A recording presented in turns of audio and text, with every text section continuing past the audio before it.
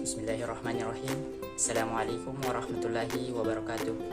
Nama saya Fitra Rabiul Sani Nasir dengan NIM 202205500003 dari jurusan Pendidikan Teknik Elektronika S1 2020 Universitas Negeri Makassar. Di video kali ini saya akan menjelaskan atau membahas materi aljabar boolean dalam bentuk mind mapping. Baiklah, langsung saja simak video berikut. Baik, saya akan menjelaskan pengertian dari aljabar boolean. Adalah matematika yang digunakan untuk menganalisis dan menyederhanakan gerbang logika pada rangkaian-rangkaian digital elektronika. Boolean pada dasarnya merupakan tipe data yang hanya terdiri dari dua nilai, yaitu true dan false, atau tinggi dan rendah, yang biasanya dilambangkan dengan angka 1 dan 0 pada gerbang logika ataupun bahasa pemrograman komputer. Aljabar boolean ini pertama kali diperkenalkan oleh seorang matematikawan pada tahun 1854 yang berasal dari Inggris. Nama boolean sendiri diambil dari nama penemunya, yaitu George Boole. Pada awal tahun 1930, Claude Shannon menunjukkan bahwa aljabar boolean mampu digunakan untuk deskripsi rangkaian logika, sehingga aljabar boolean sendiri bisa digunakan dalam hal desain dan analisis rangkaian logika.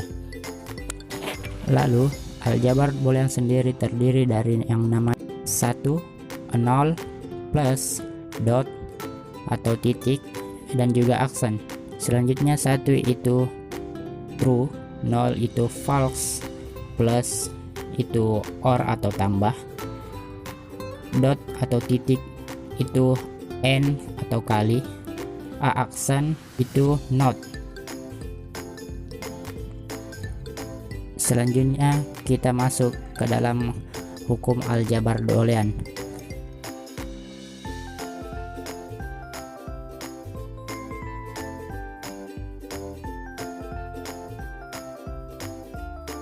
Yang pertama ada hukum identitas. Hukum identitas sendiri berbunyi ketika A ditambah 0 itu hasilnya A. Begitu juga ketika A dikali 1 itu hasilnya adalah A juga. Selanjutnya ada yang namanya hukum idempoten. Hukum idempoten ini berbunyi yaitu ketika A ditambah A hasilnya adalah A. Begitu juga pada perkaliannya, ketika A dikali A sama dengan A. Selanjutnya ada namanya hukum komplement. Hukum komplement ini berbunyi ketika A ditambah A aksen, A bar, atau A not sama dengan 1. Begitu juga ketika A dikali A aksen, A bar, A not, itu juga hasilnya 0. Ada namanya hukum dominasi. Hukum dominasi sendiri berbunyi ketika A dikali 0 hasilnya adalah 0. Begitu juga pada penjumlahan A ditambah 1 sama dengan 1. Selanjutnya hukum involusi. Hukum involusi sendiri di sini terdapat dua aksen atau double aksen. A double aksen hasilnya A. Bagaimana bisa? Yaitu dengan A diaksenkan, baru diaksenkan lagi hasilnya A. Sebagai contoh, 1 diaksenkan sama dengan 0, diaksenkan lagi sama dengan 1. Hanya hukum penyerapan. Hukum penyerapan sendiri berbunyi ketika A ditambah AB sama dengan A. Begitu juga ketika A dalam kurung A tambah B sama dengan A. Selanjutnya hukum komunikatif. Sering juga kita sebut dengan hukum pertukaran atau juga sifat pertukaran, di mana apabila A dikali B sama dengan B dikali A. Begitu juga pada penjumlahannya, yaitu ketika A ditambah B sama dengan B ditambah A.